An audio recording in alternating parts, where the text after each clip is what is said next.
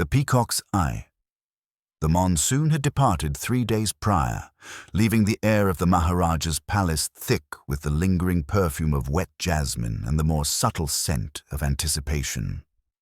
In the great Durbar Hall of Ranipur, every surface gleamed with the obsessive attention of servants who understood that tonight's gathering would be scrutinized by eyes accustomed to the finest things in both England and India. The electric lights, a recent and much celebrated addition to the ancient palace, cast their steady glow upon walls adorned with peacock motifs in precious stones, each feather rendered in sapphires and emeralds that caught the light like captured stars.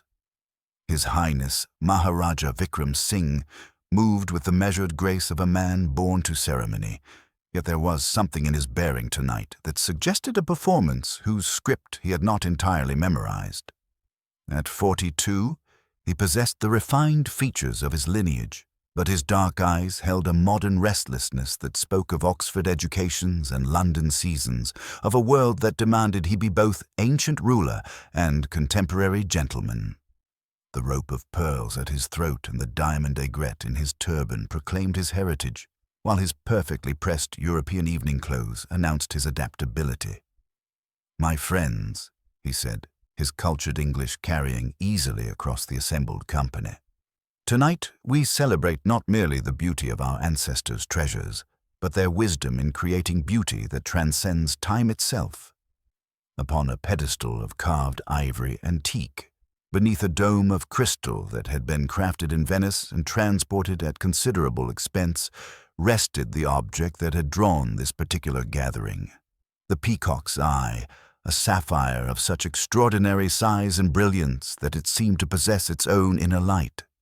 The stone, set in gold, worked by craftsmen whose names had been lost to history, was said to bring great fortune to its rightful owner and terrible misfortune to any who possessed it through treachery.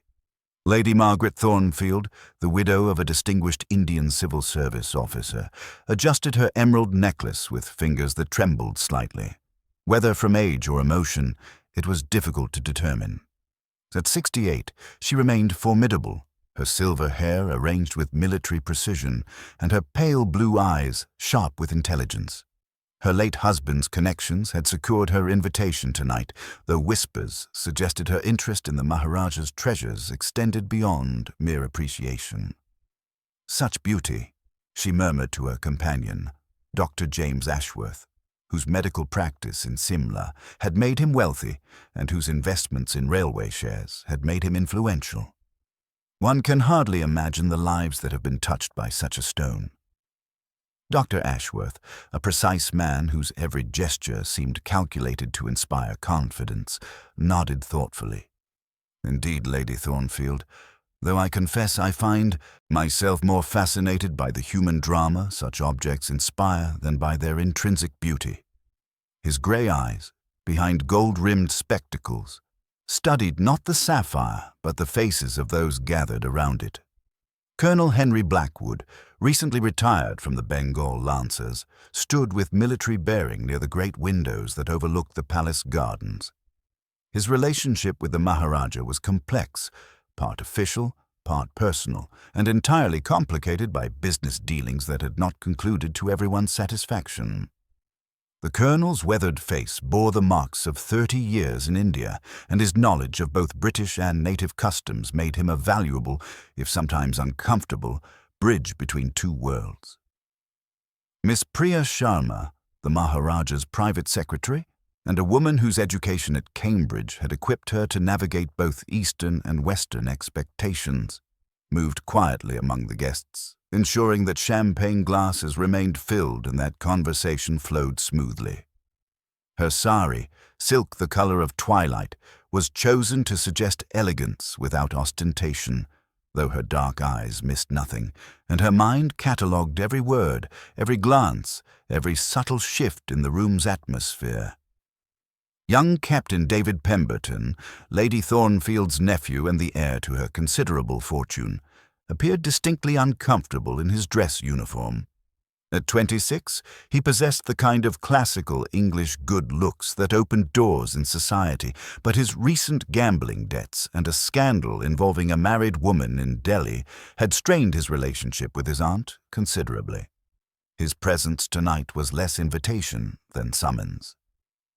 Finally, there was Monsieur Henri Dubois, the French antiquities dealer whose expertise in Oriental treasures had brought him from Paris specifically for this evening. His elegant poverty was evident in the careful mending of his evening clothes and the practiced way he held his champagne glass to suggest familiarity with fine things while consuming as little as possible. His pale eyes studied the peacock's eye with the intensity of a man who understood precisely what such beauty was worth in the markets of Europe. The Maharaja raised his hand, and the gentle murmur of conversation ceased. "Before we examine more closely this jewel of our ancestors," he said, "I must share with you a curious circumstance. This morning I received a letter, anonymous, I regret to say, warning me that to display the peacock's eye tonight would be to court disaster. The writer claimed that someone among my invited guests harbored intentions that were, shall we say, less than honorable." A collective intake of breath greeted this revelation.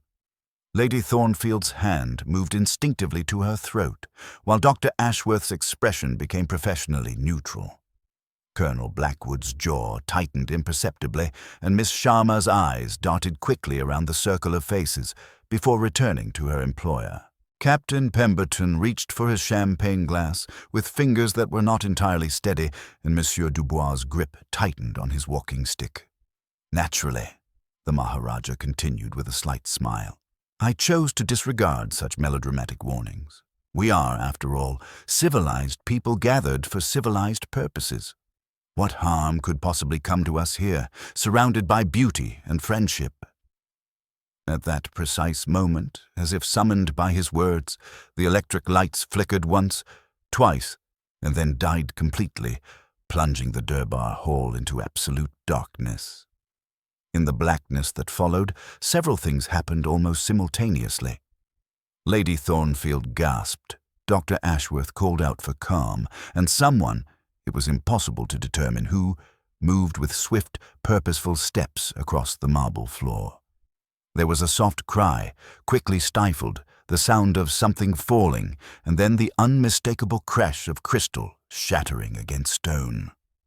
When the lights returned 3 minutes later, 3 minutes that would haunt the survivors for years to come, the scene that greeted them was one of elegant chaos. The crystal dome lay in glittering fragments around the pedestal, and Miss Priya Sharma lay motionless beside it, a thin dagger with an ornate peacock-feathered handle protruding from between her shoulder blades. Her twilight-colored sari had darkened further around the wound, and her eyes stared sightlessly at the ceiling where electric bulbs once again cast their merciless light. The peacock's eye had vanished. As the screams began and the accusations started to fly, none of the survivors could have imagined that their salvation would arrive in the form of a small, precise Belgian gentleman with an egg-shaped head and an absolute faith in the power of psychology to illuminate even the darkest human motivations. But that, as they would soon discover, was exactly what fate had in store for them. The most exclusive gathering in all of India had become the scene of murder, and among the 6 people who remained alive in that room, one was a killer who had struck with the cold precision of a serpent and the cunning of a peacock displaying its most beautiful and most deadly plumage.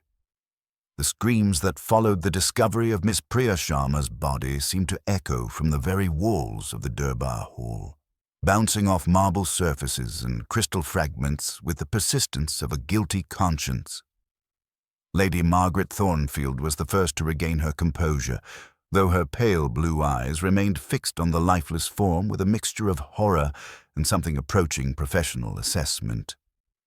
Dr. James Ashworth moved with the practiced efficiency of a man accustomed to crisis, dropping to his knees beside the body while carefully avoiding the scattered glass that glittered like malevolent stars across the marble floor. "She is beyond help," he announced after a brief examination, his voice carrying the clinical detachment that medical training imposed upon even the most shocking circumstances. The blade has penetrated between the ribs with surgical precision. Death would have been instantaneous. He looked up at the assembled company, his gold-rimmed spectacles reflecting the harsh electric light. Whoever did this possessed either considerable anatomical knowledge or remarkable luck. Maharaja Vikram Singh's face had transformed from gracious host to something far more ancient and terrible. "Guards!" he commanded, his voice carrying the authority of generations. "Seal every entrance to the palace. No one enters, no one leaves. Send word to the superintendent in Delhi and summon the local inspector immediately." He turned to face his guests, and in his dark eyes burned something that might have been grief or fury. "One of you has murdered my secretary and stolen my family's most precious treasure. Until we discover which, you are all my prisoners." Captain David Pemberton had retreated to the great windows, his handsome face pale and drawn. "This is madness," he protested, his voice carrying a tremor that suggested either fear or guilt. "We are civilized people, not common criminals. Surely there must be some other explanation. Servants, perhaps, or intruders who took advantage of the confusion." Colonel Henry Blackwood's military bearing had become more pronounced in the face of crisis. "Nonsense, Pemberton. The timing was too precise, the knowledge too intimate. This was planned by someone familiar with the palace, someone who knew exactly when and how to strike." His weathered face turned toward each of his fellow guests in turn. "The question is not whether the killer is among us, but which of us has blood on their hands." "How melodramatic," Lady Thornfield observed, though her voice lacked its usual acid precision. "Though I suppose murder does tend toward the theatrical." She adjusted her emerald necklace with fingers that trembled slightly. "I was standing near the second pillar when the lights failed. Someone brushed past me in the darkness. A large person, I believe, moving with considerable purpose." Dr. Ashworth rose from his examination of the body, brushing glass fragments from his knees. I remained virtually stationary throughout the blackout. I heard what sounded like a woman's cry, quickly stifled, then the crash of the crystal dome shattering. The sequence suggests the murder preceded the theft by mere seconds. Monsieur Henri Dubois had positioned himself in the shadows near the empty pedestal, his pale eyes studying not the corpse, but the scene of the theft. "In my profession," he said quietly, his French accent more pronounced under stress, "I have observed that successful crimes require three elements: opportunity, knowledge, and desperation. Tonight provided the first. Someone among us possessed the second. And as for the third?" He allowed his gaze to sweep meaningfully across the assembled company. "Are you suggesting motives, monsieur?" Colonel Blackwood inquired with dangerous politeness. "How refreshingly direct. Perhaps you would care to share your own reasons for being here tonight." Before Dubois could respond, the sound of approaching footsteps echoed from the marble corridors beyond the hall. Inspector Ramesh Singh of the local constabulary entered with obvious reluctance, his round face glistening with perspiration that had little to do with the evening's warmth. He was clearly a man more accustomed to dealing with village disputes and petty theft than murder in a Maharaja's palace, and his nervous glances at the European guests suggested he understood the delicate political implications of the situation. "Your Highness," he began uncertainly, "I have come as quickly as possible. The constables are posted at all exits as you requested." His eyes took in the shattered dome, the body, and the empty pedestal with growing dismay. This is most irregular. Perhaps we should summon the British authorities? The political agent should be informed. The authorities will be contacted in due course," the Maharaja replied with icy calm. "But first, Inspector, you will take statements from each of these individuals. I want to know precisely where everyone was when the lights failed, what they heard, what they saw, and what they did in those crucial minutes of darkness." As the inspector fumbled for his notebook, clearly overwhelmed by the magnitude of his task, Lady Thornfield cleared her throat delicately. "Your Highness, if I may suggest, There is a gentleman currently residing at the Taj Mahal Hotel in Bombay whose reputation for solving impossible cases precedes him. A Belgian detective of considerable renown. Perhaps a telegram. The Maharaja's expression brightened fractionally. Monsieur Hercule Poirot. Yes, I recall meeting him in London. His methods are unconventional, but his results speak for themselves. He nodded to his secretary. Send a wire immediately. Tell him we require his expertise in a matter of murder and theft. Spare no expense. As the secretary hurried away and Inspector Singh began his fumbling interrogation, none of the survivors could have imagined that their salvation would soon arrive in the form of a small, fastidious Belgian gentleman whose little grey cells were about to be applied to a puzzle that would test even his considerable powers of deduction. The game, as someone had once observed, was afoot. The morning express from Bombay deposited Hercule Poirot at Ranipur station with the punctuality that he so admired in mechanical things, if not always in human nature. The small, precise gentleman who emerged from the first-class carriage presented a figure of such immaculate order that he seemed almost to rebuke the chaotic vitality of the Indian railway platform. His cream linen suit bore not a single wrinkle, his patent leather shoes gleamed despite the dust, and his magnificent moustaches had been waxed to perfection. He paused on the platform to adjust a microscopic irregularity in his tie, surveying the scene before him with the methodical attention of a general reviewing troops. The young aide-de-camp who awaited him shifted nervously from foot to foot, clearly awed by the reputation that preceded this diminutive Belgian detective. Monsieur Poirot, His Highness the Maharaja sends his profound gratitude for your swift response to our urgent summons. Ah, mon ami, Poirot replied, his voice carrying that precise musical quality that somehow managed to be both gentle and commanding. When disorder intrudes upon the harmony of life, Hercule Poirot must restore the balance, no? It is not merely a profession, it is a calling. Now, if you please, let us proceed to examine this disruption of the natural order.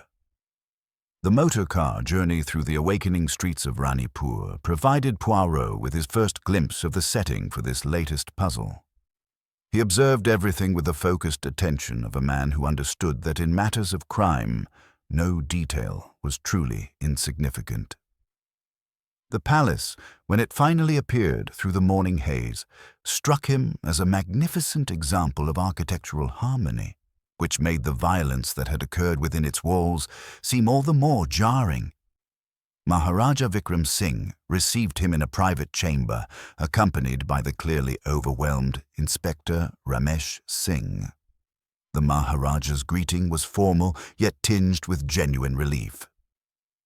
Monsieur Poirot, I cannot adequately express my gratitude. The situation has become most delicate, and I fear the local authorities, though well-meaning, lack the sophistication required for such a complex matter. Poirot executed a small, precise bow. Your Highness does me great honor.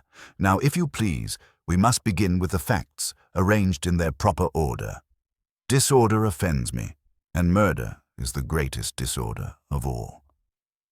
The account that followed, delivered jointly by the Maharaja and Inspector Singh, painted a picture of elegant society shattered by sudden violence. Poirot listened with his eyes half closed, absorbing not merely the words but the subtle inflections, the hesitations, the small betrayals of emotion that accompanied certain details. When the narrative concluded, he remained silent for a long moment, allowing the information to settle into its proper categories within his mind. The scene of the crime, he said finally. It has been preserved exactly as discovered? Precisely as you would wish, Monsieur Poirot, the Maharaja assured him. Nothing has been disturbed beyond the absolute necessities. Excellent. Then I must examine it immediately, and alone, if you please. My little grey cells, they work best in an atmosphere of tranquility. The Durbar Hall, when Poirot entered it, still bore the ghostly echoes of the previous evening's horror. He stood at the threshold for several minutes, his hands clasped behind his back, his gaze moving with systematic precision across every element of the scene. The shattered crystal dome, the dark stain on the marble floor, the empty pedestal that had once held the peacock's eye, all told their story to one trained to read such evidence. He moved with deliberate slowness, noting the precise pattern of the crystal fragments, the angles suggested by the bloodstain, the subtle scuff marks on the polished marble that might indicate struggle or swift movement. His trained eye caught details that others had missed. A nearly invisible tear in the heavy brocade curtains, the particular way the light fell through the high windows, the exact positioning of furniture that might have provided concealment during those crucial minutes of darkness. Fascinating, he murmured to himself, crouching carefully beside the empty pedestal. The murder and the theft, they are connected, certainement, but are they one crime or two? That is the question that will unlock all others. When he rejoined the Maharaja 20 minutes later, his expression was thoughtful but satisfied. Your Highness, there are certain irregularities in this case that intrigue me greatly. For instance, Inspector Singh mentioned that the murder weapon came from your own collection of ceremonial daggers. How many such weapons are now missing? The Maharaja's face darkened. 2, Monsieur Poirot. The inspector discovered this morning that a second dagger has vanished, though only one was used in the crime. Ah, that is most illuminating, and there is another matter I must mention. The Maharaja's expression grew troubled. This morning, while examining Miss Sharma's quarters, we discovered an unfinished letter she had written to the authorities in Delhi. It concerned certain irregularities she had observed in the palace's business dealings, irregularities that appeared to involve some of our guests. Poirot's eyebrows rose fractionally, so we have not merely theft and murder, but conspiracy and blackmail as well. The little grey cells, they begin to perceive the true complexity of this puzzle. He straightened his waistcoat with characteristic precision. Now, Your Highness, I must interview each of your guests individually. We shall begin with those who had the most to fear from what Mademoiselle Sharma might have discovered. The game, as Poirot was fond of observing, had indeed begun in earnest. The morning light filtered through the carved marble screens of the small antechamber where Poirot had chosen to conduct his interviews, casting intricate shadows that seemed to dance with each subtle movement of his subjects. He had arranged 2 chairs with mathematical precision, positioning them to encourage both comfort and confession, while ensuring that the morning sun would illuminate the faces of those he questioned without creating harsh shadows that might obscure the telltale expressions he had learned to read with such devastating accuracy. Lady Margaret Thornfield entered first, her bearing as formidable as ever despite the previous evening's shock. She settled herself with the careful dignity of one accustomed to maintaining appearances, regardless of circumstances, her pale blue eyes meeting Poirot's with the directness of someone who had nothing to hide, or perhaps everything. Lady Thornfield, Poirot began, his voice carrying that particular blend of courtesy and authority that had proven so effective over the years. You mentioned that someone brushed past you during the darkness. Can you perhaps provide more detail about this encounter? A large person, certainly, moving with purpose, not the fumbling of someone confused by the sudden blackout. Her fingers moved unconsciously to adjust her emerald necklace. The movement was deliberate, almost military in its precision. I thought perhaps Colonel Blackwood, given his bearing. And your impression of Miss Sharma, you had observed her work closely, I believe? Lady Thornfield's expression grew thoughtful. Priya was remarkably capable, perhaps too much so for her own good. She possessed an unfortunate habit of remembering everything she observed, and her Cambridge education had given her the confidence to act upon her observations. A slight pause. She had recently been asking rather pointed questions about my nephew David's business arrangements with His Highness. Railway investments, she claimed, that were not entirely proper. When Captain David Pemberton entered, his nervous energy filled the small space like an uncomfortable presence. He knocked his knee against the table as he sat, his handsome face flushed with what might have been embarrassment or fear. "Captain," Poirot observed gently, You appear distressed. The events of last evening have affected you greatly, no? Of course they have. Good God, a woman murdered practically beside us. And now everyone's looking at each other as if we're all potential killers. His voice carried a tremor that suggested deeper anxieties. Look, if you're thinking about my debts, yes, they exist. Yes, they're substantial. But I'm not a murderer. Your aunt mentioned that Miss Sharma had been investigating your business dealings. This caused you concern? Pemberton's hands clenched into fists. She was threatening to expose arrangements that were perfectly legal but might have appeared improper to those who didn't understand the complexities involved. Such exposure would have ruined me completely, not just financially but socially. My aunt would have disowned me. Dr. James Ashworth entered with the composed confidence of a man accustomed to being consulted in matters of life and death. His gold-rimmed spectacles caught the morning light as he settled himself with professional calm. Doctor, your examination of the wound was most thorough. The precision you mentioned suggests considerable anatomical knowledge. Indeed, the blade entered between the ribs at precisely the correct angle to pierce the heart instantly. Such accuracy in complete darkness would be extraordinary unless the perpetrator possessed intimate knowledge of human anatomy. Ashworth adjusted his spectacles thoughtfully. Of course, remarkable luck is always possible, though I would consider it unlikely. And your own relationship with Miss Sharma? Professional courtesy only. Though I must admit she had been asking rather detailed questions about certain medical investments I had recommended to His Highness. She seemed to believe that funds intended for charitable hospitals had been diverted to more profitable ventures. Completely unfounded suspicions, naturally, but the sort that could destroy a professional reputation if they reached the wrong ears. Colonel Henry Blackwood's military bearing was evident from the moment he entered, though Poirot detected subtle signs of strain beneath the disciplined exterior. Colonel, your long association with His Highness extends beyond mere business, I understand. Vikram and I served together during the frontier campaigns. We've shared dangers that create bonds stronger than ordinary friendship. The Colonel's weathered face showed genuine affection mixed with something approaching regret, which makes recent developments particularly unfortunate. What sort of developments? Blackwood hesitated, then seemed to reach a decision. Miss Sharma had discovered certain irregularities in the accounts of a charitable foundation I help administer. Funds that should have gone to schools and hospitals appeared to have been redirected. She was threatening to expose these discrepancies unless immediate corrective action was taken. Such exposure would have serious consequences.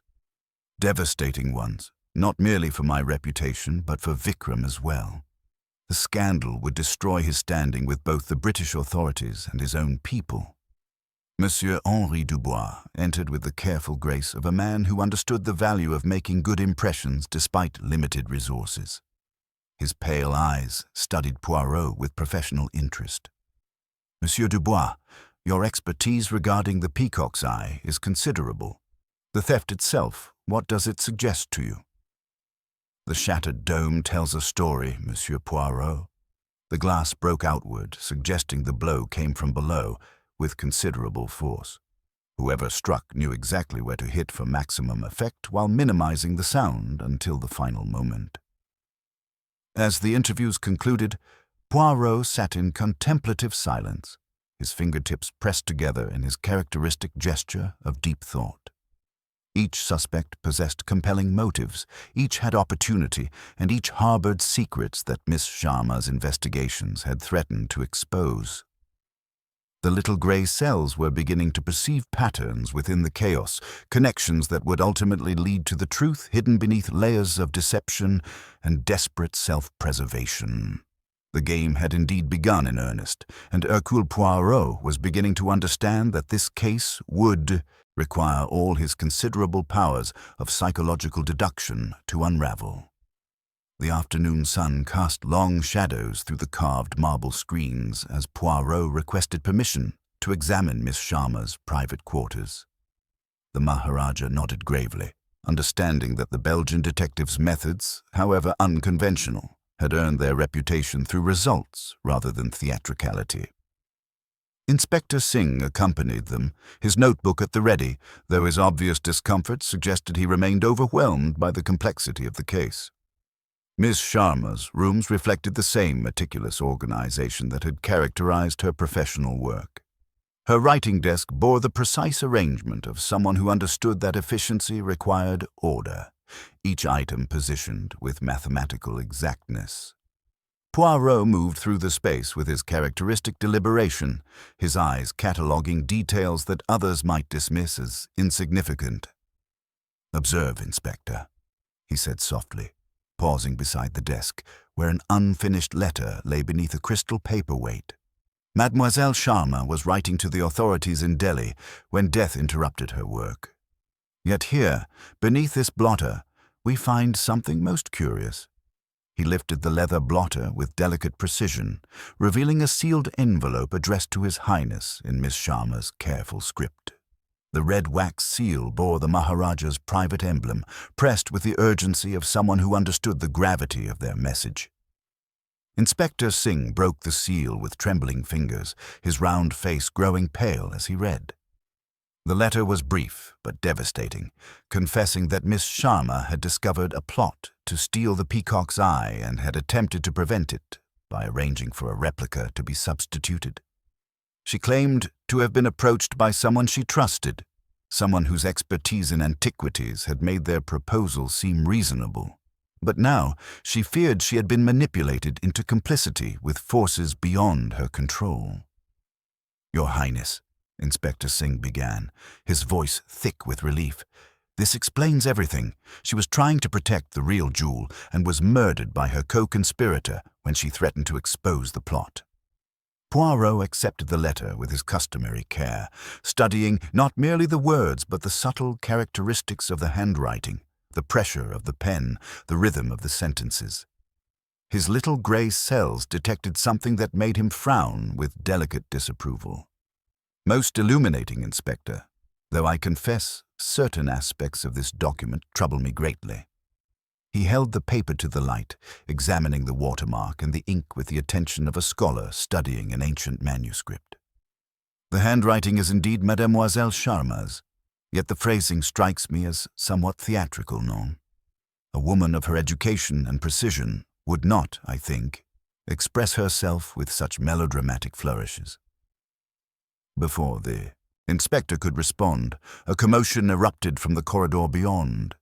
Raised voices, running footsteps, and the unmistakable sound of furniture being overturned suggested that some new crisis had descended upon the palace. They hurried toward the disturbance, finding Colonel Blackwood directing a search of Captain Pemberton's quarters with military efficiency.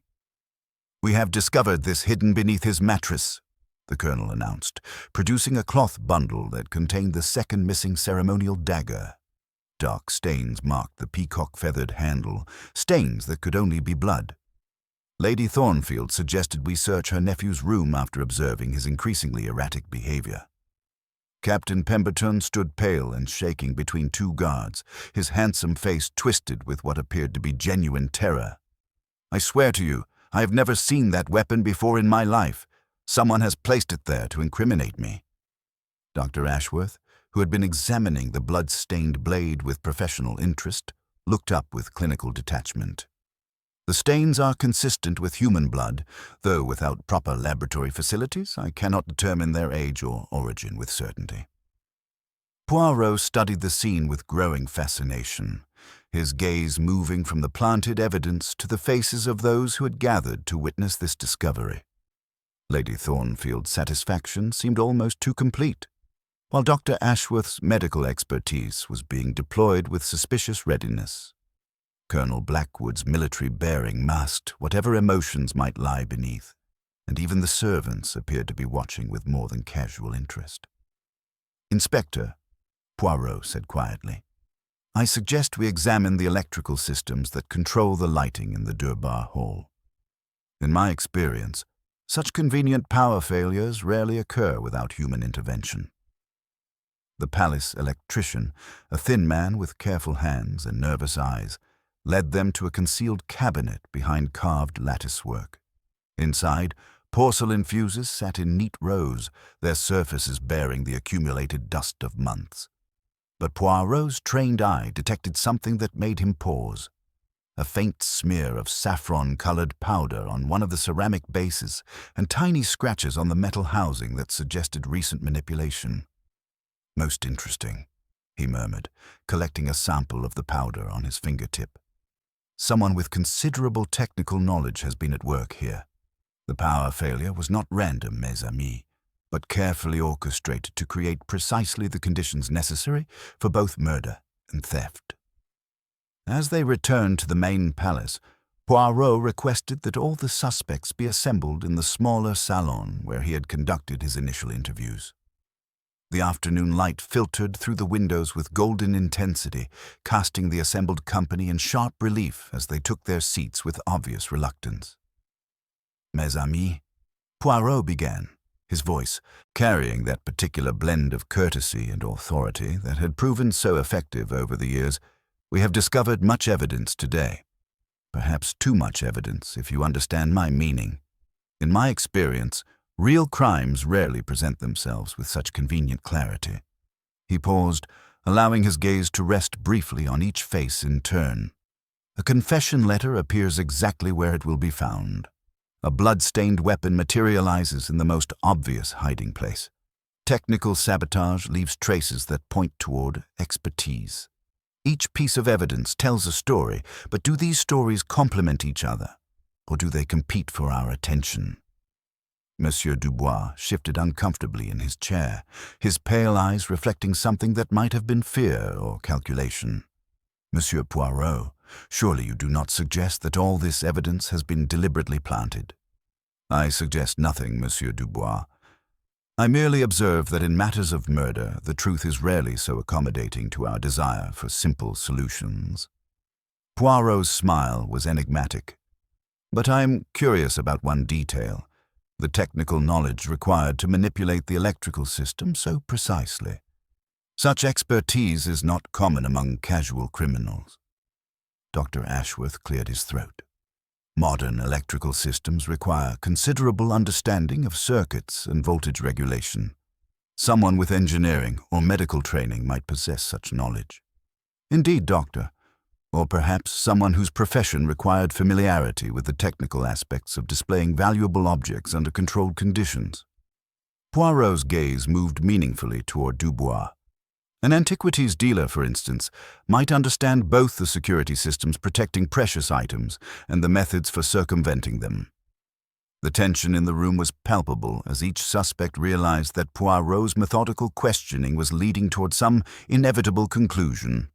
Yet the Belgian detective seemed in no hurry to reach that destination, content instead to plant seeds of doubt and watch as they took root in guilty consciences. As the afternoon shadows lengthened, Poirot dismissed the assembly with characteristic politeness, but his little grey cells were working furiously. The evidence was indeed too convenient, too perfectly arranged to implicate first one suspect and then another. Someone among them was playing a very sophisticated game, using the others as pawns while remaining safely hidden behind a facade of innocence. But such games, Poirot knew from long experience, eventually revealed their players through the very cleverness that was meant to conceal them. The false leads had been exposed, but the true pattern was only beginning to emerge from the shadows of deception and misdirection that surrounded this most elegant and deadly crime. The evening brought with it a subtle transformation of the palace atmosphere, as if the very shadows had begun to conspire with Poirot's methodical mind. He had requested that tea be served in the Mauve Salon, a smaller, more intimate space where the interplay of personalities might reveal what formal interrogation had failed to expose. The Belgian detective had arranged the furniture with mathematical precision, positioning chairs to encourage both comfort and revelation, while ensuring that every gesture and expression would be clearly visible in the soft lamplight. When the suspects assembled, they found Poirot standing beside a small table upon which rested several seemingly innocent objects. A velvet jeweler's case, a folded newspaper with a telegram pinned across its masthead, and a crystal paperweight that caught the light with suspicious brilliance. His little grey cells had been working furiously throughout the afternoon, and now he was ready to begin the most delicate phase of his investigation. "My friends," Poirot began, his voice carrying that particular blend of courtesy and authority that had proven so effective over the years. "This evening we shall conduct a small experiment in human nature. You see, I have received most interesting news from London." He tapped the telegram but did not unfold it. "It concerns the provenance of certain precious stones and the methods used to distinguish originals from even the most skillful reproductions." Lady Margaret Thornfield settled herself with characteristic dignity, though Poirot noted the slight tremor in her fingers as she arranged her emerald necklace. Captain David Pemberton appeared more haggard than ever, his handsome face bearing the haunted expression of a man whose carefully constructed world was crumbling around him. Dr. James Ashworth maintained his professional composure, but his gold-rimmed spectacles required constant adjustment despite their cleanliness. Colonel Henry Blackwood's military bearing had acquired a brittle quality, while Monsieur Henri Dubois studied the objects on the table with the focused attention of a man whose livelihood depended upon distinguishing the genuine from the false. "Before we proceed," Poirot continued, opening the velvet case to reveal what appeared to be a fragment of brilliant blue stone, "I must share a curious discovery. This morning, while examining the Durbar Hall, I found this beneath the edge of a carpet. Blue, very blue, but not, I think, what it pretends to be." He held the fragment to the light, and those with trained eyes could see that it was glass, not sapphire, though of exceptional quality. "You see, if the peacock's eye displayed last night was genuine, such a fragment would be impossible. A true sapphire would endure the force required to shatter the crystal dome. But if a replica had been substituted—" He allowed the implication to hang in the air like incense. Dr. Ashworth leaned forward despite himself. "You're suggesting the theft was staged to conceal the fact that the genuine stone was already missing?" "I suggest nothing, Doctor. I merely observe that there are layers to this crime, each singing a different melody. To hear the truth, one must quiet the orchestra of deception." Poirot's gaze moved slowly around the circle, noting how each suspect reacted to this revelation. "His Highness has informed me that both the original peacock's eye and its commissioned replica have vanished from the palace. Someone with intimate knowledge of both stones orchestrated their removal." Monsieur Dubois shifted uncomfortably in his chair. Such knowledge would require considerable expertise in gemology and intimate familiarity with His Highness's collection, not the work of a casual thief. "Precisely, Monsieur Dubois, which brings us to our little experiment." Poirot moved to the light switch beside the mantelpiece. "Last night, someone used the darkness to commit murder and create the illusion of theft.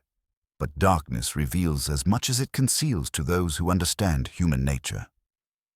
Without warning, he dimmed the lights, not to complete blackness, but to deep shadow. In the half-light, he counted silently to 5, his trained eyes cataloguing every movement, every instinctive reaction. Only one person moved toward the table where the objects lay. Dubois, by less than the width of his shoe. Only one person's hand moved toward a pocket before thinking better of it. Colonel Blackwood. Only one person remained completely motionless, as if accustomed to maintaining perfect composure regardless of circumstances. Lady Thornfield. When he restored the full light, Poirot's expression was thoughtful but satisfied. "Très bien. You see, it is the small movements that betray us, not the grand gestures. Those accustomed to acting in darkness act. Those who require daylight wait. Miss Sharma's killer was comfortable with the unseen." "This proves nothing," Colonel Blackwood protested, though his weathered face showed signs of strain. "We're all on edge after yesterday's horror. Natural reactions under stress hardly constitute evidence of guilt." "Evidence, Colonel. I speak not of evidence, but of psychology. The guilty mind betrays itself through 1,000 small deceptions, each seeming innocent until viewed as part of a pattern." Poirot picked up the crystal paperweight, turning it slowly in his hands. "For instance, Someone in this room possesses detailed knowledge of the palace's electrical systems. The power failure was not accidental, but carefully orchestrated by someone who understood precisely how to create the necessary conditions. Dr. Ashworth cleared his throat. Modern electrical systems require considerable technical knowledge. Someone with engineering training or perhaps medical background involving electrical equipment might possess such expertise. Indeed, Doctor. Or perhaps someone whose profession required familiarity with security systems protecting valuable objects. Poirot's gaze moved meaningfully toward Dubois. An antiquities dealer, for instance, would understand both the methods of displaying precious items and the techniques for circumventing their protection. The tension in the room was palpable as each suspect realized that Poirot's seemingly casual observations were leading toward some inevitable conclusion. Yet the Belgian detective appeared in no hurry to reach that destination, content instead to plant seeds of doubt and watch as they took root in guilty consciences.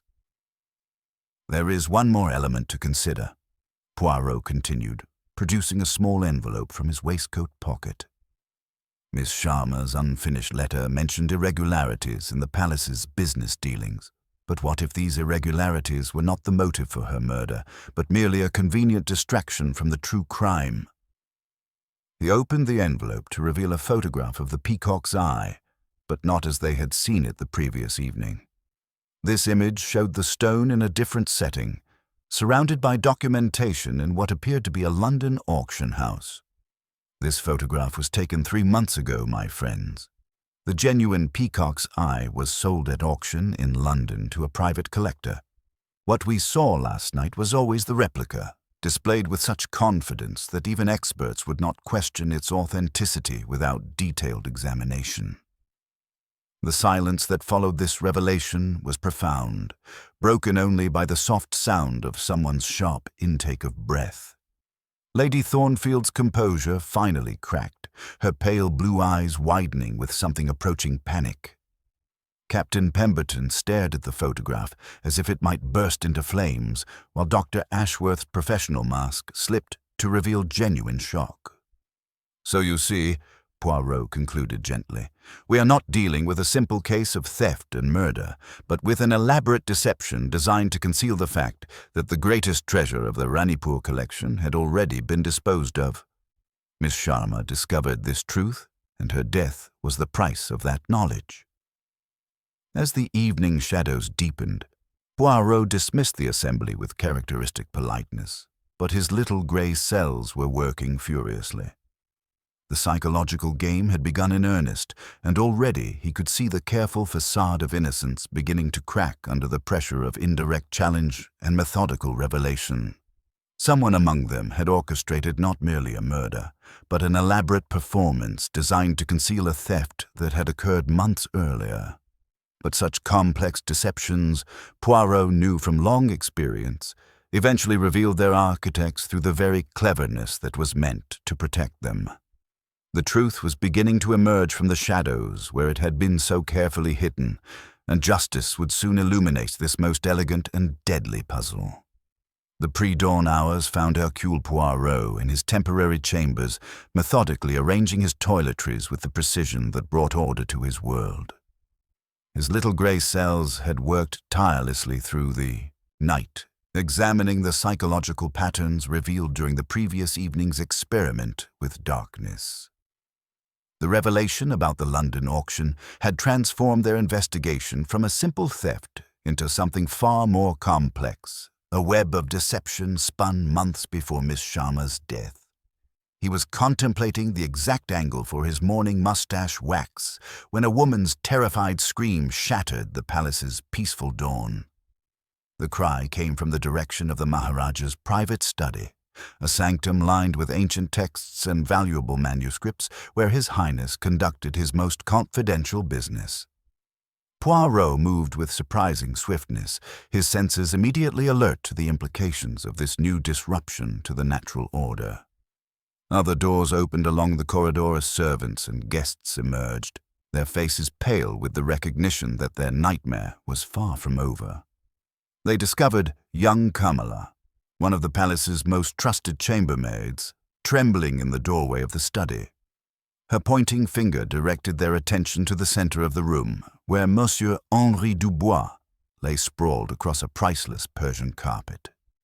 His usually meticulous appearance was disheveled, his pale face now bearing the unmistakable blue tinge that spoke of poison's swift work.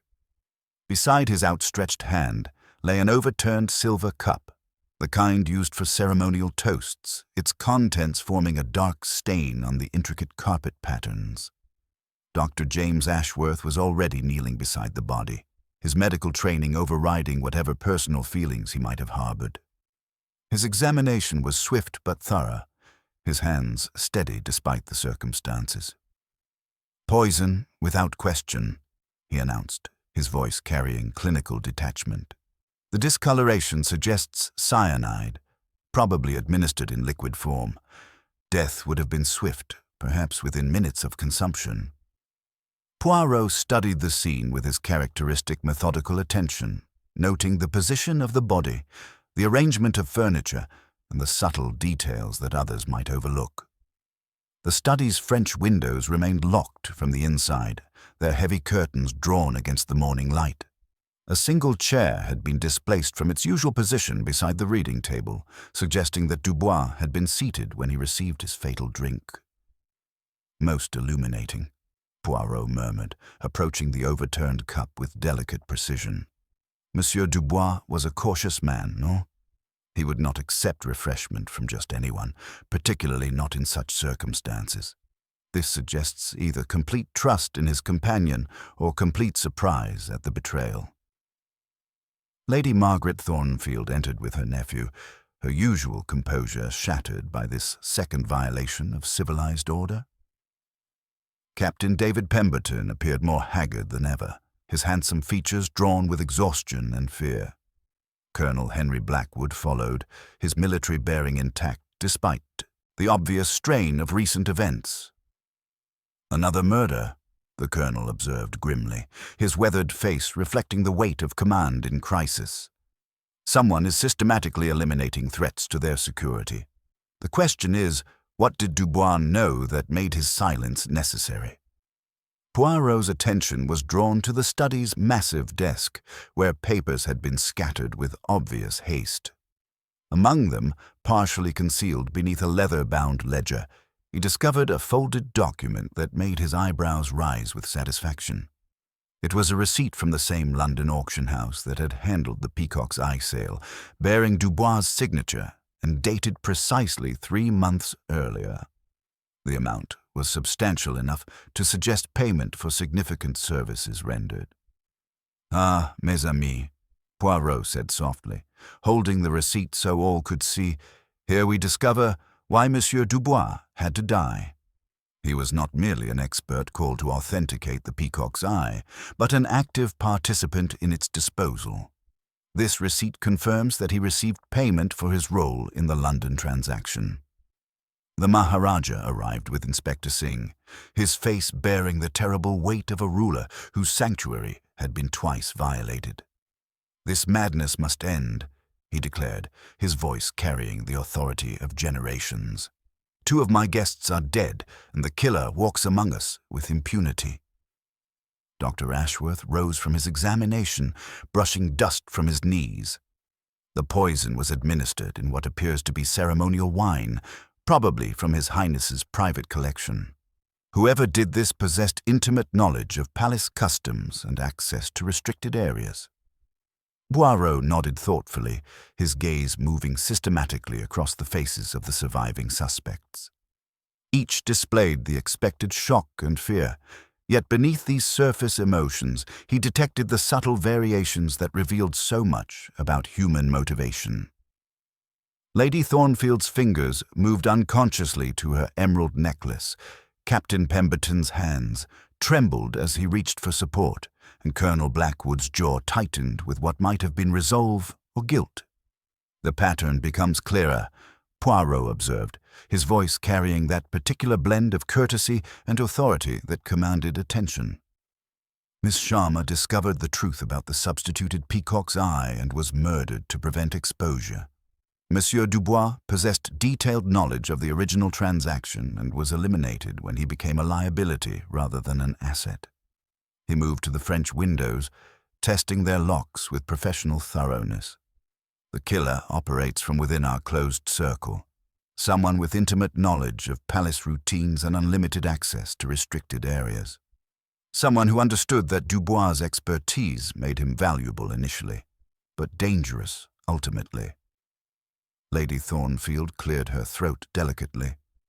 Monsieur Poirot, if Dubois was complicit in the original theft, might this not be a case of thieves falling out among themselves? Perhaps someone else involved in the conspiracy decided to eliminate potential witnesses. An astute observation, madame, Poirot replied with a slight bow.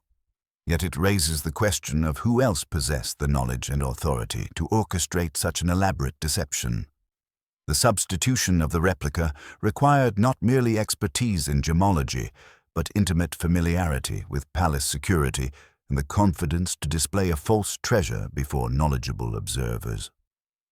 As the morning progressed and the body was removed under Inspector Singh's supervision, Poirot found himself studying the psychological dynamics among the survivors with renewed intensity. The second murder had escalated the stakes dramatically, demonstrating that their killer possessed both the ruthlessness to eliminate threats and the sophistication to do so without leaving obvious evidence.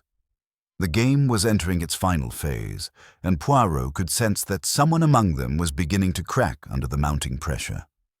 The little grey cells were perceiving the true pattern beneath the surface chaos, the connections that would ultimately lead to justice. 2 people were dead, but their deaths had also illuminated the path toward truth, revealing the desperate measures someone would take to protect secrets that threatened to destroy carefully constructed lives. Soon, very soon, those secrets would be forced into the light, where even the most elegant deceptions could no longer survive the scrutiny of methodical investigation and psychological insight. The afternoon heat pressed against the palace walls with oppressive intensity as Poirot returned to the Durbar Hall for a final, methodical examination of the crime scene. The great space, once filled with elegant conversation and the glitter of precious stones, now held only shadows and the lingering echo of violence. He moved with characteristic precision, his trained eyes cataloguing details that others had dismissed as insignificant, understanding that in matters of murder, the smallest inconsistency could illuminate the darkest deception. His attention was drawn first to the electrical cabinet concealed behind carved latticework, where his earlier examination had revealed signs of deliberate tampering. With the delicacy of a surgeon, he extracted his penknife and lifted from the rough metal edge a filament so fine it might have escaped any oil less exacting than his own. The thread was dyed a deep saffron yellow, its texture suggesting not silk or cotton, but the cheaper rayon used in ceremonial tassels when expense was not a consideration. "Most illuminating," he murmured to himself, placing the thread in a small envelope with the care of a collector preserving a rare specimen. The powder he had noticed during his previous examination still clung to the cabinet's corners like guilty evidence, and upon closer inspection, he detected minute scratches on the metal housing that spoke of hasty manipulation by unfamiliar hands. A consultation with the palace electrician confirmed that no official repairs had been undertaken in recent days, though the man recalled with nervous precision that an English gentleman had made inquiries about the Durbar Hall's electrical systems the previous week. He spoke as one who knows machines, the electrician explained, his voice carrying the reluctance of someone who understood that his words might condemn a sahib. But his fingers, they were stained yellow, like the pundits after a blessing ceremony. Poirot's little grey cells processed this information with satisfaction. The power failure had been no accident but a carefully orchestrated element of the crime, requiring both technical knowledge and access to restricted areas of the palace. Someone among their suspects possessed the expertise to manipulate electrical systems with precision, creating the exact conditions necessary for murder and theft to occur simultaneously. His next investigation took him to the palace kitchens, where he examined the various spices and powders used in daily food preparation. The chief cook, initially affronted by such scrutiny, produced containers of saffron and turmeric with professional pride. Poirot compared these samples to the thread he had collected, noting that the palace's saffron was richer in hue and coarser in texture than the fine powder that had stained the electrical cabinet. The evidence pointed not to kitchen accidents, but to deliberate contamination by someone whose clothing or equipment had been marked by cheaper ceremonial materials. Armed with this knowledge, Poirot requested permission to examine the personal effects of each suspect, beginning with those whose positions might have granted them access to both technical knowledge and ceremonial objects. In Colonel Blackwood's quarters, he discovered a dress saber with braided cord and tassel, its once golden color now faded to the yellow of old straw. A careful examination revealed that one thread was missing from the tassel's edge, and beneath the remaining fibers, he detected the faint smear of powder that matched his earlier discovery. Dr. Ashworth's improvised infirmary provided equally revealing evidence. Among the physician's photographic equipment, Poirot noted the presence of various chemicals essential to the developing process, including compounds that could serve more sinister purposes in the hands of someone with medical knowledge. A faint yellow crescent stained the doctor's cuff, as if a thumb dusted with powder had steadied his hand during some delicate work. Lady Thornfield's apartments yielded their own secrets. Her embroidery basket contained a skein of yellow rayon that matched the thread from the electrical cabinet, while her knowledge of palace routines and access to restricted areas made her a formidable suspect despite her advanced age. As the afternoon progressed, Poirot orchestrated what he described to Inspector Singh as a small experiment in human psychology. He requested that all surviving suspects gather in the Hall of Mirrors for a ceremony honoring the dead, complete with garlands and the traditional brass dish of turmeric and sandal paste used for blessings. Under the pretense of religious observance, he observed each person's interaction with the ceremonial materials. The results were illuminating. Lady Thornfield's fingers, practiced at social rituals, barely grazed the powder. Captain Pemberton's nervous trembling left messy smears upon his cuff. Dr. Ashworth's touch was professionally deft, his unconscious wiping of his thumb on his handkerchief suggesting familiarity with such substances. The Maharaja's gesture was precise and reverent, befitting his station. But it was Colonel Blackwood's reaction that proved most revealing. His military precision in pressing his thumb to the powder, combined with the way yellow dust settled in the braided crevices of his sword knot like pollen in a thistle, confirmed what Poirot's little grey cells had already deduced. That evening brought a telegram from London that provided the final piece of the puzzle. The intermediary who had arranged the Peacock's Eye auction was identified as a firm specializing in medical philanthropy, with payment records showing collaboration with a physician in India whose frontier service had provided guarantees for the transaction. The initials J.A. appeared prominently in the documentation, while a notation mentioned frontier guarantee provided by a military officer whose name the clerk could not fully decipher. Poirot spent the remainder of the evening in contemplative silence, arranging the evidence in his mind with the precision of a master craftsman assembling a delicate timepiece. The saffron thread, the electrical sabotage, the ceremonial wine, the London auction, the forged authentication, all lay upon the mental table of Hercule Poirot, awaiting the quiet finger that would push them into perfect alignment.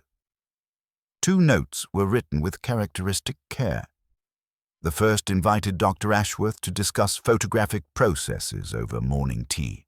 The second requested that Colonel Blackwood demonstrate military drill techniques for the Maharaja's schoolboys, bringing his dress saber for the occasion.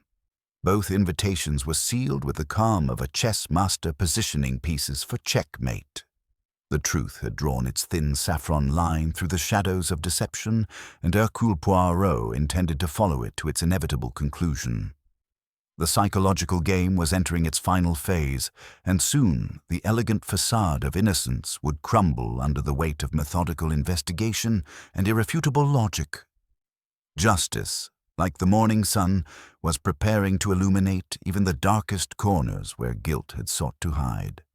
The Hall of Mirrors had been transformed into a theater of judgment, its polished surfaces reflecting not merely the physical forms of those assembled, but the hidden truths that Hercule Poirot was prepared to illuminate. The afternoon light streamed through tall windows, creating patterns of illumination and shadow that seemed to dance with the mounting tension. Each mirror caught and multiplied the faces of the suspects, creating an infinite regression of guilt and innocence that would soon be resolved by the methodical application of logic and psychology. Poirot stood at the center of the hall, his small figure commanding attention through sheer force of intellectual authority. His mustaches were immaculate, his cream linen suit uncreased, and his eyes held that particular brightness that indicated the little gray cells had reached their inevitable conclusion.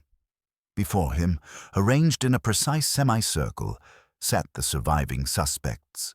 Lady Margaret Thornfield with her emerald necklace catching the light like captured stars, Captain David Pemberton, whose handsome face bore the haggard marks of sleepless nights, Dr. James Ashworth maintaining his professional composure despite the mounting evidence, and Colonel Henry Blackwood, whose military bearing had acquired a brittle quality that suggested internal strain approaching its breaking point. "Mesdames, Messieurs," Poirot began, his voice carrying that musical precision that somehow managed to be both gentle and commanding. "We are assembled not for melodrama, but for order. There has been profound disorder in this palace, a theft begun months ago, murders committed to preserve secrets, and an elaborate performance designed to deceive even the most discerning observers. Tonight, we restore symmetry to a world temporarily disrupted by human greed and desperation." He moved with characteristic deliberation to a small table upon which rested the evidence he had so methodically collected. The saffron thread, the auction house receipt, the forged letter, and the photograph of the genuine peacock's eye in its London setting. Each item represented a thread in the web of deception that had culminated in murder. The crime we investigate began not with the tragic death of Miss Priya Sharma, but 3 months earlier with a conspiracy of extraordinary sophistication. The genuine peacock's eye was sold at auction in London, its proceeds divided among conspirators who believed their secret was secure.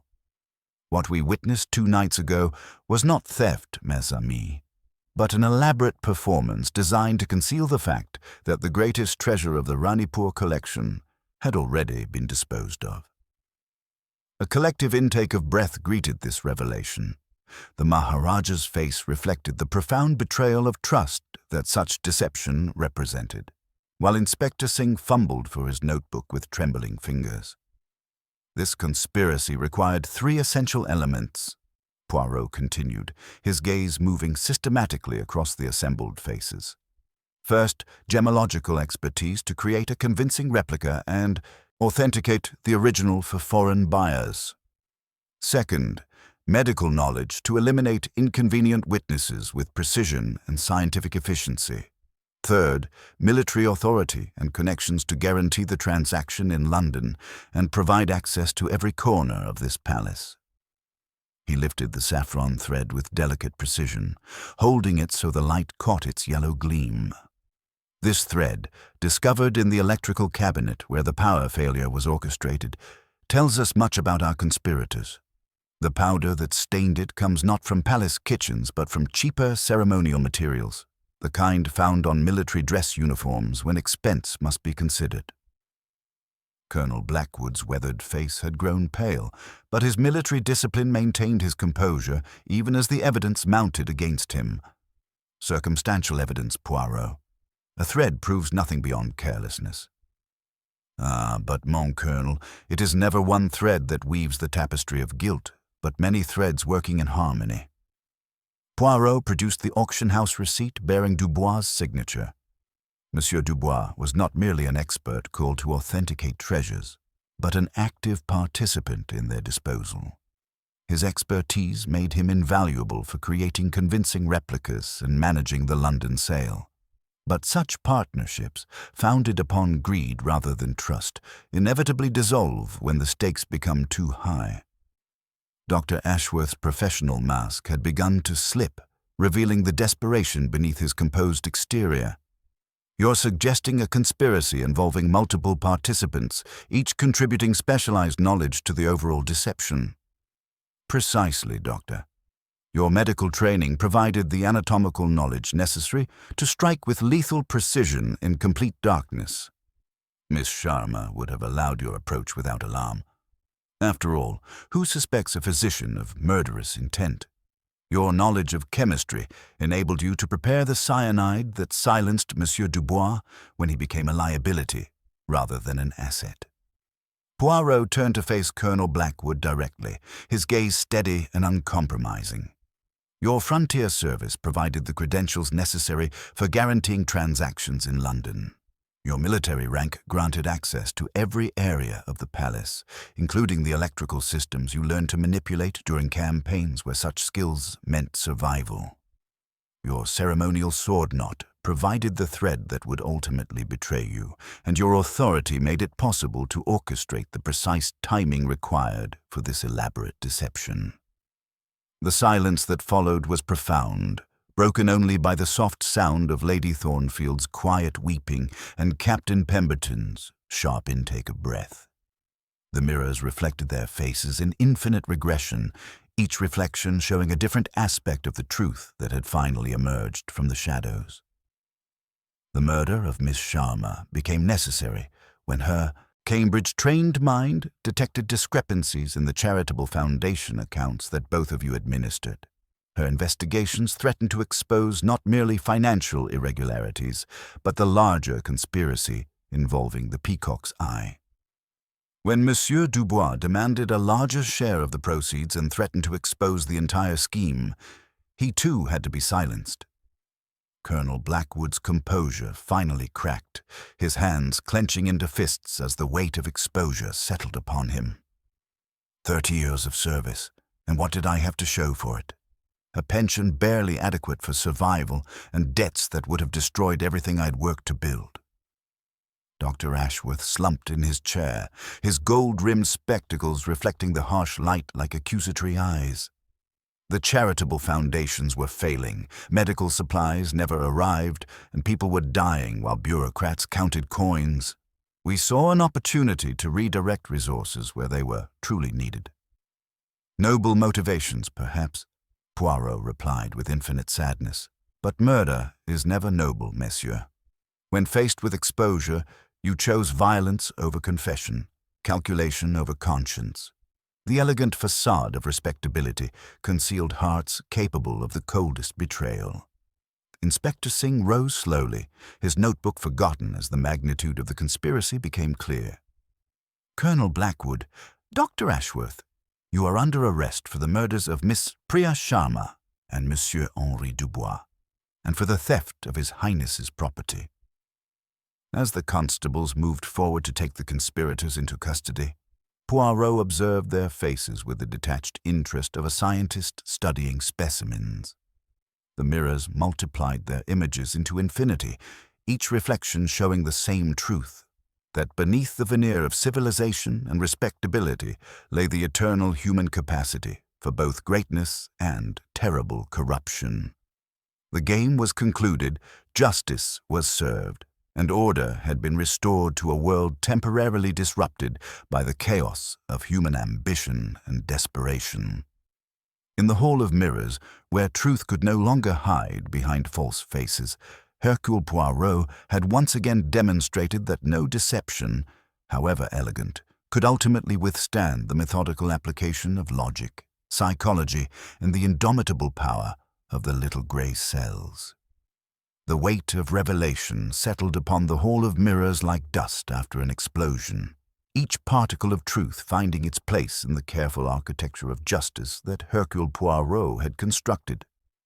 The infinite reflections seemed to multiply not merely the physical forms of those present, but the moral complexities that had driven civilized men to commit acts of savage betrayal. Colonel Blackwood sat with military straightness despite the handcuffs, his weathered face bearing the stoic acceptance of a soldier who had finally met his defeat. Dr. Ashworth had collapsed into himself, his professional composure shattered, like the crystal dome that had once protected the false peacock's eye. Inspector Singh moved with newfound confidence as his constables prepared the prisoners for transport, the overwhelming complexity of the case now resolved into clear lines of evidence and culpability. The saffron thread, the forged authentication documents, the London auction records, all formed an unbreakable chain of proof that would satisfy even the most demanding magistrate. The psychological architecture of this conspiracy, Poirot continued, his voice carrying the gentle authority of a confessor, reveals much about the corruption of noble professions by base motivations. Dr. Ashworth's medical knowledge provided the anatomical precision necessary for murder in darkness, while Colonel Blackwood's military authority granted access to every corner of the palace and the technical expertise to manipulate electrical systems with deadly timing. Lady Margaret Thornfield had recovered her composure with remarkable resilience, though her pale blue eyes reflected the profound shock of discovering treachery among trusted friends. To think that Henry Blackwood, a man I've known for decades, could harbor such capacity for deception, and James Ashworth, whose medical expertise we all relied upon, using his knowledge to take life rather than preserve it. Captain David Pemberton stepped forward hesitantly, his young face bearing new lines of maturity forced upon him by recent events. Monsieur Poirot, I was terrified that my gambling debts and foolish investments had somehow contributed to these murders. To learn that I was merely a convenient scapegoat, that the dagger was planted in my quarters to deflect suspicion. Mon jeune ami, Poirot replied with understanding. You were indeed manipulated, but your sins were those of youth and poor judgment, not murder. The Colonel's theatrical discovery of evidence in your room was designed to provide an easy solution for the authorities while protecting the true conspirators. The Maharaja approached with a dignity befitting his station, though his eyes reflected the profound sadness of a ruler who had discovered treachery within his inner circle. Monsieur Poirot, the betrayal runs deeper than the theft of a single jewel, however precious. These men corrupted the very foundations of trust upon which civilized society depends. Indeed, Your Highness, the true tragedy lies not in the loss of the peacock's eye, but in the destruction of something far more irreplaceable, the faith we place in those sworn to heal and protect. When a physician becomes a poisoner and a soldier becomes a thief, the very pillars of order tremble. Dr. Ashworth raised his head slowly, his voice barely audible above the whisper of silk and the distant sounds of palace life continuing beyond their chamber of judgment. The charitable foundations were failing, medical supplies rotting in warehouses while bureaucrats counted pennies. We convinced ourselves that redirecting the funds through the sale would serve a greater good. Noble intentions, perhaps, Poirot observed with infinite sadness. But the moment you chose deception over honesty, murder over confession, you abandoned any claim to moral authority. Miss Sharma died not because she threatened your charitable work, but because she threatened your comfortable retirement funded by stolen treasure. Colonel Blackwood's military discipline finally cracked entirely, his voice carrying the hollow echo of a man who had lost everything he had spent a lifetime building. 30 years of frontier service, watching good men die for want of proper medical supplies, and what did we have to show for it? Pensions barely adequate for survival, and the knowledge that our sacrifices had enriched only distant bureaucrats. The path to perdition, Poirot replied gently, is often paved with small compromises that seem reasonable until they culminate in acts of irredeemable evil. Each deception made the next seem more justified, until murder itself appeared as merely another necessary step in preserving your elaborate fiction. As the constables prepared to escort the prisoners to the waiting transport, Poirot made one final observation that would haunt the survivors long after justice had been served. The replica peacock's eye will be recovered from their quarters, along with documentation of the London sale. But the genuine article, I fear, has passed beyond our reach into private collections where it may remain hidden for generations. Inspector Singh nodded grimly. The financial investigation will continue, Monsieur Poirot. The charitable foundation accounts, the railway investments, the authentication documents, all will be thoroughly examined by the authorities in Delhi. Lady Thornfield cleared her throat delicately, her voice carrying new resolve. My nephew will leave India immediately and enter a respectable profession under proper supervision. As for myself, I shall establish a scholarship at Cambridge in Miss Sharma's memory, for young women of exceptional promise who dare to ask difficult questions. The Maharaja stepped forward as the prisoners were led away, his bearing reflecting both sorrow and determination. Monsieur Poirot, your methods have restored order to chaos, truth to deception. The palace of Ranipur stands forever in your debt. Your Highness, Poirot replied with a precise bow. Order is its own reward, and truth requires no payment beyond recognition. I'm satisfied that justice has been served and that the innocent have been protected from false accusation. As the hall of mirrors emptied and silence returned to the great space, the infinite reflections seemed to multiply one final truth, that beneath the elegant surfaces of civilized society lay depths of human motivation that only the most careful investigation could illuminate. In solving this case, Hercule Poirot had not merely identified murderers, but had explored the psychological landscape where respectability and criminality intersected in ways that would forever change how the survivors viewed the world around them.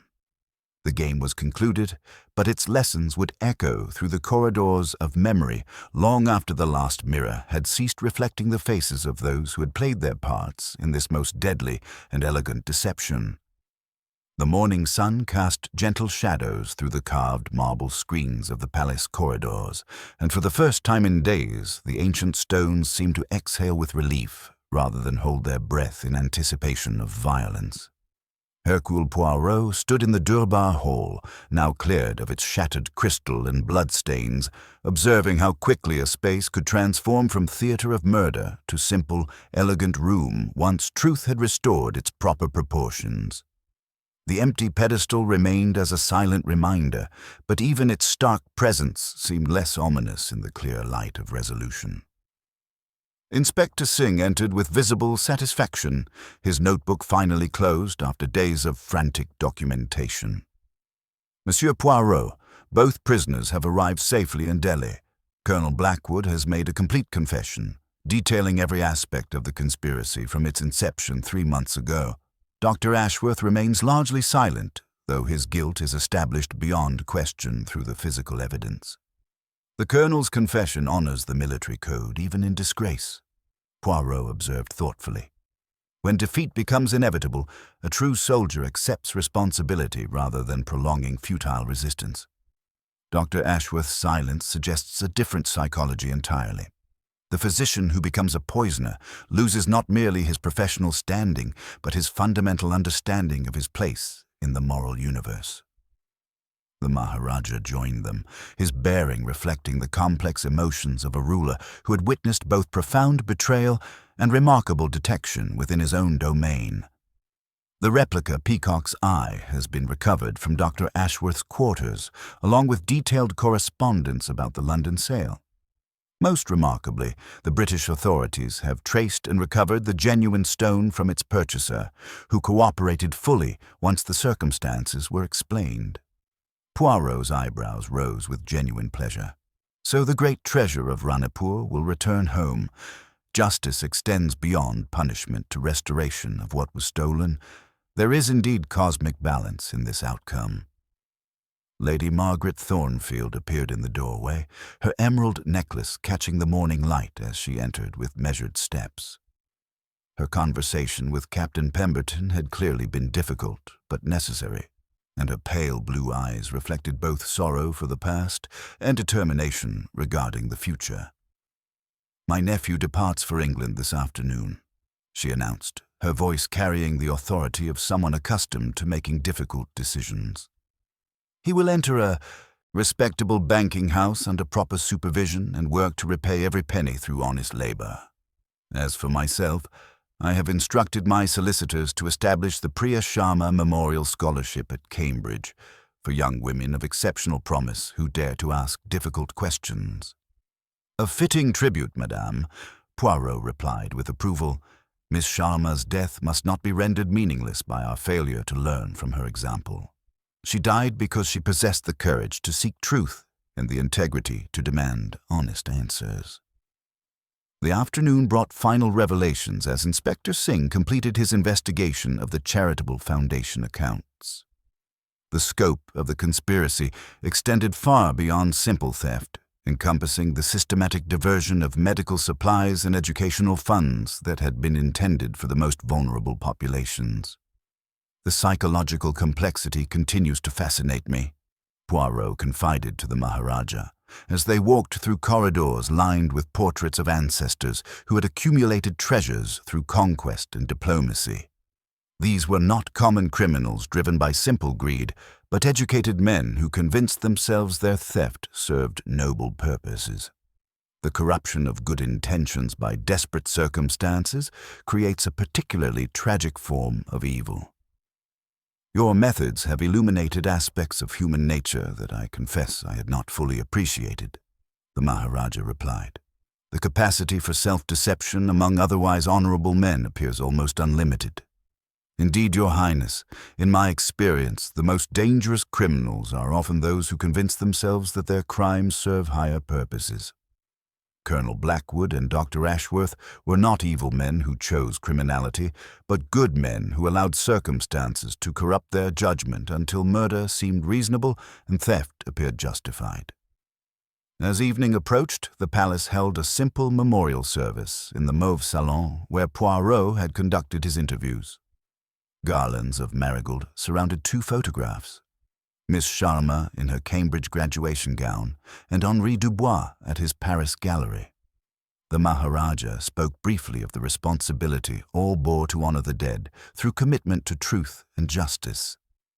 Lady Thornfield approached Poirot afterward, her composure finally allowing space for genuine emotion. "I cannot forgive Henry Blackwood for what he became," she said quietly. "Yet I cannot forget the man who once carried wounded soldiers to safety under enemy fire. That is the burden of age, Monsieur Poirot. Our loyalties outlive their subjects, and we must learn to balance our accounts with both the living and the dead." "You speak wisely, madame. Affection is indeed a credit extended without collateral, and sometimes the debtor defaults. Yet your nephew's future and Miss Sharma's scholarship prove that even betrayal can inspire renewal when met with courage rather than bitterness." As Poirot prepared for his departure the following morning, he reflected on the psychological landscape this case had revealed.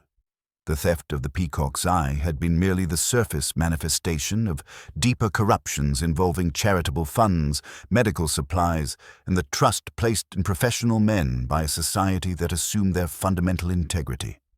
The case was closed, justice served, and order restored to a world temporarily disrupted by human weakness and criminal ambition.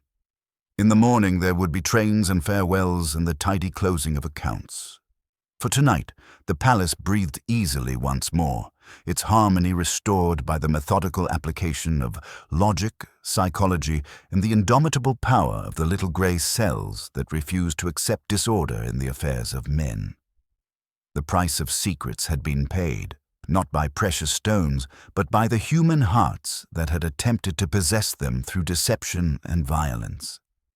The morning sun cast gentle shadows through the carved marble screens of the palace corridors, and the ancient stones seemed to exhale with relief rather than hold their breath in anticipation of violence. Hercule Poirot stood on the marble terrace overlooking the formal gardens, his small figure immaculate despite the early hour, watching peacocks step across wet lawns with natural arrogance, their brilliant plumage catching the sunlight like living jewels. His leather valise waited beside him, packed with characteristic precision, each item occupying its designated place in the orderly universe he carried wherever his investigations led. The Maharaja approached with measured steps, carrying an ornate box of sandalwood and ivory, its surface carved with peacock motifs that seemed to dance in the morning light. "Monsieur Poirot," he began, his cultured voice carrying the weight of centuries. "No words can adequately express my gratitude. You have not merely solved a crime, but restored the cosmic balance that was disrupted by betrayal and violence." Poirot accepted the gift with a precise bow, his fingers tracing the intricate carvings with appreciation for craftsmanship that transcended mere monetary value. Inside lay not jewels or gold, but something far more precious, a complete photographic record of the palace's art collection, accompanied by detailed provenance documentation that would ensure future authenticity. "Knowledge preserved and shared," the Maharaja explained, "seems a more appropriate gift for one who values truth above treasure." "Your Highness does me great honor," Poirot replied with satisfaction. "Yet I must observe that justice serves itself through those who choose to pursue it. I was merely the instrument through which truth found its voice in a world temporarily deafened by deception." Lady Margaret Thornfield appeared with her characteristic dignity, her emerald necklace catching the morning light. "Captain Pemberton departed for Bombay an hour ago," she reported, her voice carrying the satisfaction of duty properly discharged. "He carries letters of introduction to respectable banking houses and a clear understanding that his future depends entirely upon honest labor. The scholarship in Miss Sharma's memory has been established at Cambridge for young women who dare to ask difficult questions." "Wisdom speaks through experience, madame," Poirot replied with approval. "Affection is indeed a promissory note we write on the future. Sometimes it is honored, sometimes protested. We do not bankrupt ourselves by having written it with good intentions." Inspector Singh arrived with final documentation, his round face glowing with professional satisfaction. "The prisoners are securely held in Delhi, the charitable foundation accounts audited, and arrangements made for proper distribution of recovered funds to their intended recipients. The genuine peacock's eye will return home within the week." "Order restored through patient investigation," Poirot observed. "The little grey cells demand nothing more than the opportunity to arrange facts in their proper sequence until truth emerges from chaos, like sunrise from darkness." As various palace officials approached to offer gratitude and farewells, Poirot lingered on the terrace, his gaze moving across the gardens where morning mist clung like silk veils, gradually lifting to reveal ancient beauty. The motor car waited in the courtyard, its engine purring with mechanical precision that appealed to his appreciation for reliable systems. "The peacock," he mused aloud, "displays its beauty without shame, yet remains alert to danger. Perhaps there is wisdom in such honest vanity. Those who hide their true nature behind false facades invite the very scrutiny they seek to avoid." The Maharaja nodded thoughtfully. Colonel Blackwood and Dr. Ashworth might have lived honorably in modest circumstances, but their desire to appear more prosperous than their honest earnings allowed led them to increasingly elaborate deceptions. "Indeed, Your Highness, the psychological architecture of crime often begins with small vanities that metastasize into grand deceptions.